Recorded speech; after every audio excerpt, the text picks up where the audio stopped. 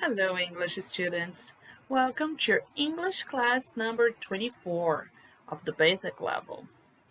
Well, open your PowerPoints and go to slide number 2, where you're gonna see more ways to say sorry. Ok, gente, bem-vindos a mais uma aula. Aqui nós vamos começar no slide número 2, onde nós temos mais maneiras de pedir desculpas além do sorry e do I'm sorry, ok? Então, dependendo do nível, né, do pedido de desculpas, você tem uma maneira diferente de poder falar. E aqui pela tradução vocês vão conseguir sentir qual que é mais apropriado para cada situação. Então vamos lá. A gente começa com os dois básicos, né? Que é o I'm sorry, que seria equivalente ao me desculpe, e o sorry, que é só desculpe. Por que tem o for aqui entre parênteses? Porque quando você pede desculpa por algo, esse por vai ser o for. E detalhe também, o verbo que você for usar depois desse for, ele tem que vir com ing. Não que ele vai ser conjugado como gerúndio, né? Com aquele final ando, endo ou indo. Mas ele é uma regra do inglês, o verbo tem que ser colocado o ing após o for, porque quando um verbo vem logo na sequência de uma preposição, ele precisa vir com essa terminação. Então, é uma regra do inglês. Então, se você quer dizer assim, me desculpe por mentir, você vai dizer I'm sorry for lying, ok? E aí você pode traduzir até por ter mentido, enfim. Então, você sempre vai usar o verbo com ing após o for, ok? Então, essa é a primeira. Depois nós temos I'm so sorry, eu sinto muito. My bad é meio que uma gíria, né? Foi mal aí. My bad. My mistake, né? Quando você está admitindo que o erro foi seu. My mistake. I apologize, já é uma desculpa mais formal, né? Eu peço desculpas. I owe you an apology. Aquela desculpa atrasada, né? Quando você fala, tô te devendo desculpas. Então, é isso que você fala em inglês. I owe you an apology. It wasn't my intention, né? Você percebeu que fez algo ruim, mas sem intenção. Então, você vai dizer, it wasn't my intention. I didn't mean that. Também muito parecido com o que foi... Não foi minha intenção, mas normalmente a gente vai usar por algo que a gente falou, né? Não quis dizer isso, não foi a minha intenção dizer isso. Forgive me, né? Me perdoe. Também é um perdão não só tão simples como sorry, é uma coisa mais, né? I ask for forgiveness. Nossa, esse aí parece, né, que foi uma coisa bem grande. Você tá, sei lá, numa oração pedindo desculpas. Sorry, excuse me, é uma maneira muito comum de você falar o sorry junto com excuse me quando você está passando por um lugar onde tem muita gente, você está tendo que pedir desculpa e pedir licença. Então você vai falar isso muito em inglês, né? Falar sorry, excuse me, meio que ao mesmo tempo. E por último, aqui nós temos o let's make amends. Let's make amends, né, significa vamos fazer as pazes, né? Então, make amends significa fazer as pazes. E aí você, né, não tá exatamente pedindo desculpa, mas já tá querendo que fique tudo bem, assim, que seja apagado o que foi dito. E vamos continuar então? Falando, né, sobre como a gente reage em inglês, então a gente viu como pedir desculpas e agora, no slide number 3, nós vamos ver ways to reply to thank you. Então esse aqui é bem interessante, né, porque a gente está acostumado a sempre dizer you're welcome, né, quando alguém diz obrigada, você responde com esse you're welcome automático. You're welcome, ele é usado, mas ele não é assim o mais comum, tá? No dia a dia, existem outras maneiras de se falar de nada. E aí eu vou passar por todas elas e vou especificar as que são mais utilizadas, tá bom? Então, essa é a primeira, né? You're welcome, que é aqui no Brasil, quando a gente aprende, é a mais falada, né? Como de nada. Mas a mais utilizada mesmo no dia a dia vai ser essa. No problem. No problem, né? Sem problemas. My pleasure é um prazer. Don't mention. Aí começa aquelas traduções que não são exatamente traduções ao pé da letra, são o significado, né? O que aquela palavra quer dizer. Algumas dessas respostas não podem ser traduzidas ao pé da letra, porque senão elas não vão fazer sentido em português. Então é isso que a gente vai ver aqui, tá? Don't mention. Ao pé da letra seria não mencione. Então não faz sentido, né? Obrigada, não mencione, né? Não. Então, seria como dizer não precisa agradecer, tá? Not at all, it's nothing. Então, seria por nada, não foi nada. Anytime. Anytime significa a qualquer momento, né? Mas seria como dizer sempre que precisar. Anytime. Sure, ok, significa claro. Imagina.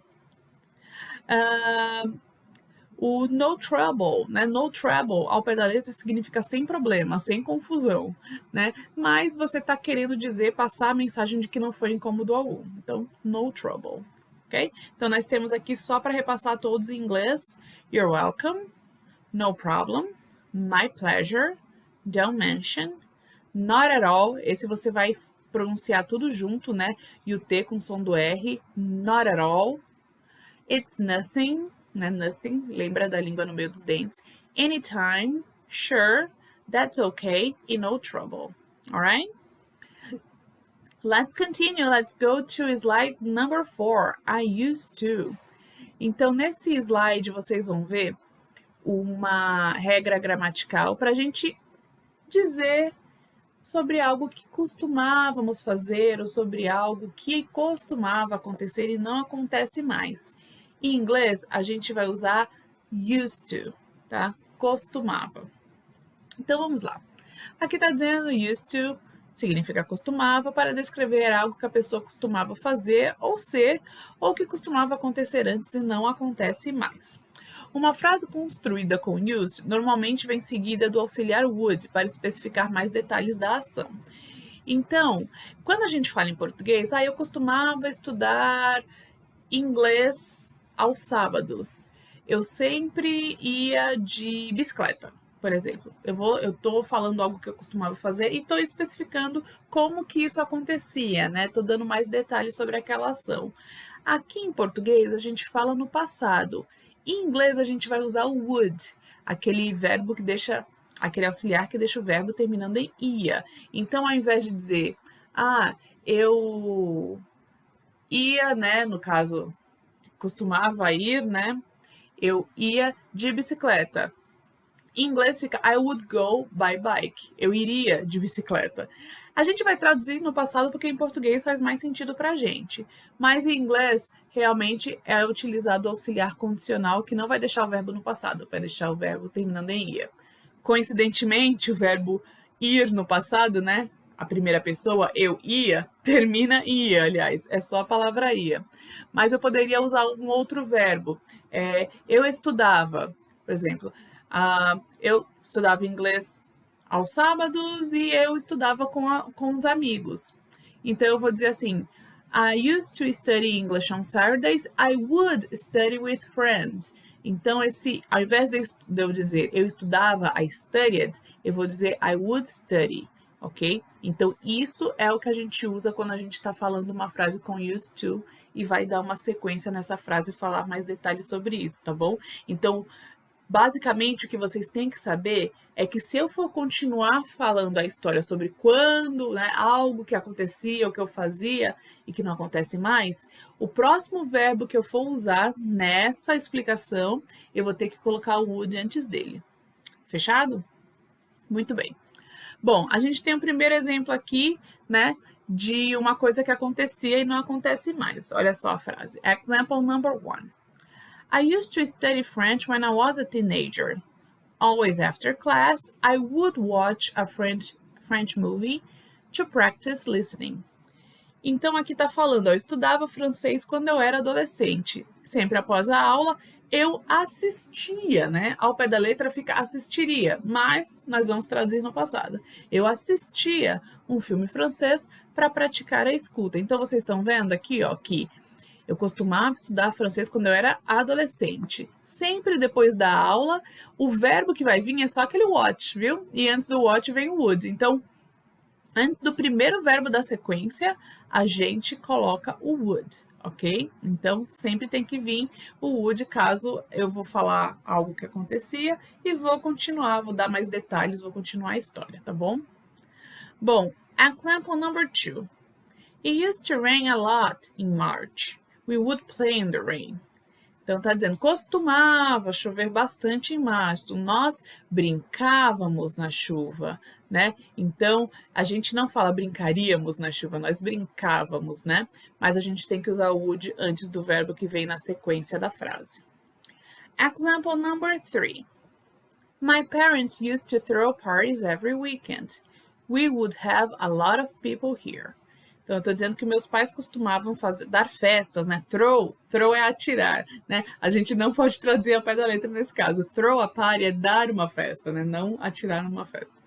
Então, dar festa todos os finais de semana. Nós tínhamos muitas pessoas aqui. Então, a gente fala em português no passado, mas em inglês a gente tem que usar o would após após a gente dizer I used to, e aí o verbo que vem depois desse used to, aí esse verbo que vai vir na sequência da explicação, né?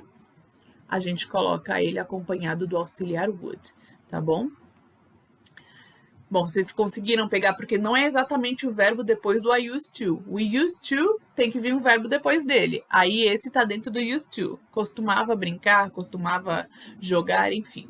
O verbo que vem depois, quando a gente vai estar explicando mais sobre aquilo que a gente falou. Aí sim, aquele verbo que vem depois, normalmente vem depois de uma vírgula, ele vai ter o would, alright? Então, só para não ficar confuso, vocês acharem que tem que colocar o would logo na sequência do used to.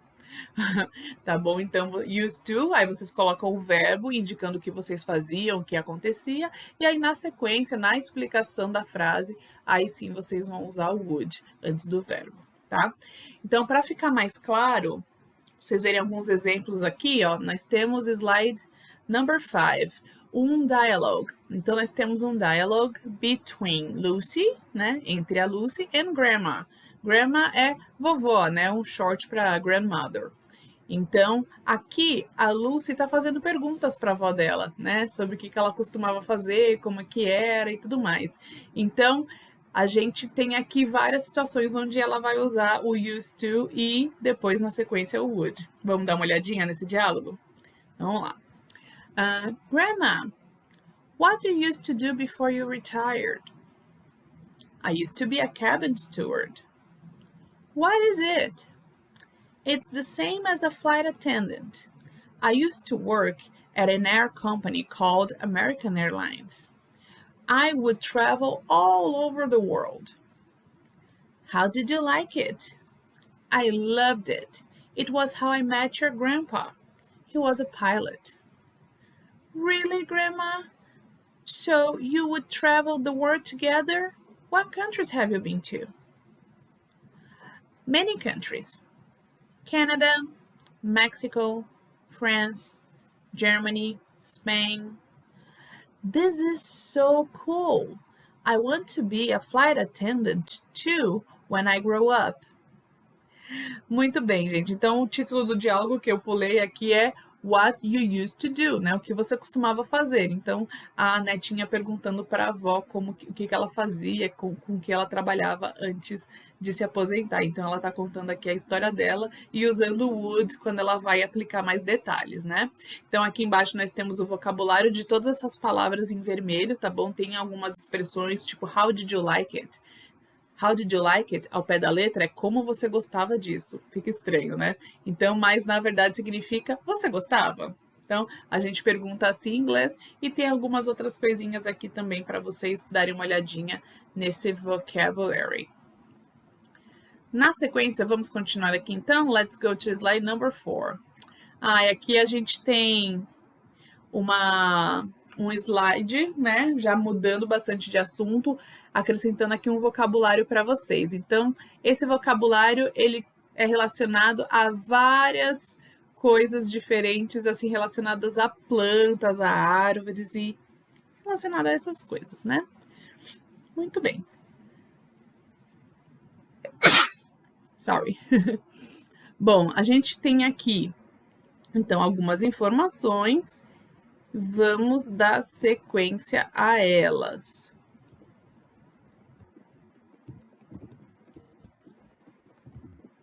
Vamos ver como que fica a pronúncia aqui de cada uma dessas palavras em inglês? Vamos lá. Então, a gente começa aqui com arbusto, que é bush. Aí nós temos árvore, que é tree. né? Então, não confundam three, de 3, com tree, de árvore. Então, quando vocês falam 3, tem que ser three. E árvore tem que ser tree, alright? Three, tree. Bambu é bamboo. Bouquet, bouquet. É uma palavra que vem do francês. Cacto, cactus. Flor de cerejeira, cherry blossom. Flor de lótus, lotus. Girassol, sunflower. Grama, grass. Jardim é garden. Jardinagem, gardening. Margarida é daisy. Né? Também em inglês é um nome, né? Em português essa flor é o nome de várias pessoas. Em inglês também existem várias pessoas chamadas Daisy por conta dessa flor. Orquídea é orchid, tá? Esse CH fica com som de Q, orchid. Palmeiras, palm trees. Pétalas é petals. Rosa, rose, também um nome comum, também aqui no Brasil, rosa, né? Em inglês, rose. Samambaia é fern. Tulipa, tulip. E para finalizar aqui nós temos só uma informação que é floresta, que fica forest, ok? Lembra do filme Forrest Gump? O nome dele era Floresta. Então, floresta é bem parecido, em inglês fica forest. E só uma curiosidade, que a palavra water, que a gente conhece muito como água, também é um verbo. É o verbo regar. Então, aqui, ó, esse ato aqui da menininha do desenho, she's watering the plants. Ela está regando as águas. Então, se você quer... As águas, desculpa, as plantas. Então, se você quer falar regar, em inglês é to water. Alright? Bem legal, né? Let's continue. Let's go to slide number 7. Então, aqui a gente vai falar um pouco de plantas, tá? Então, tem uma discussion. Olha as perguntas que a gente tem aqui, ó. Do you like plants? Do you have plants? Are you the person in charge to take care of the plants? How often do you water the plants? Do you talk to your plants and why? Então, eu vou deixar aí um mistério para ver se vocês conseguem entender cada uma dessas perguntas, tá bom? Tem aí algumas palavrinhas em vermelho com tradução. Então, para vocês terem uma ideia melhor do que tá falando aqui, tá bom? Let's go to slide number 8, new verbs. Então, aqui nós temos dois verbos, tá? Dois verbos irregulares. E eles são verbos bacanas porque eles mudam bem pouquinho quando eles vão para o passado. Os dois mudam apenas uma letrinha. Então, a gente começa aqui com o verbo forgive, que é o verbo perdoar, né? E no passado fica forgave. Então, eu perdoo, I forgive. Eu perdoei, I forgave. O segundo verbo que nós temos é o forget. Forget é esquecer, né? Então, eu esqueço, I forget. Eu esqueci, I forgot. Então, forgive, quando ele vai para o passado, ele troca o I pelo A, então forgive fica forgave. E o forget troca o E pelo O, fica forgot, tá? Então, é bem tranquilinho assim bem tranquilo passar esses verbos por passado, é só lembrar essa alteração que eles sofrem. Muito bem, nós temos dois exemplos para cada uma dessas frases, tá? A gente tem aqui o exemplo número 1, que está dizendo I always forgive you. Significa eu sempre te perdoo. A segunda frase tem os dois verbos numa mesma frase. We need to forgive to forget. Então, nós precisamos perdoar para esquecer. Muito bem. No próximo verbo, o verbo forget, que é o verbo esquecer, a gente tem aqui um exemplo número 1 com ele no presente. This is hard to forget. Isso é difícil de esquecer. This is hard to forget. E no exemplo número 2, nós vamos ter esse mesmo verbo, só que no passado. I forgot his birthday date. Eu esqueci o dia do aniversário dele. Ok, isso acontece bastante, né, gente? É difícil lembrar o aniversário de todo mundo. Muito bem, esqueci a data de aniversário dele. I forgot his birthday date. Very well. Então, nós temos aqui, ó, slide number 9. É muito importante vocês assistirem o vídeo, gente. Todos os vídeos que a gente coloca aqui para vocês acompanharem. Normalmente tem a ver com a matéria, tá bom? Esse é um dos casos. O vídeo tá falando sobre used to, então vocês vão ter mais exemplos, poder praticar, ouvir, entender o que estão falando.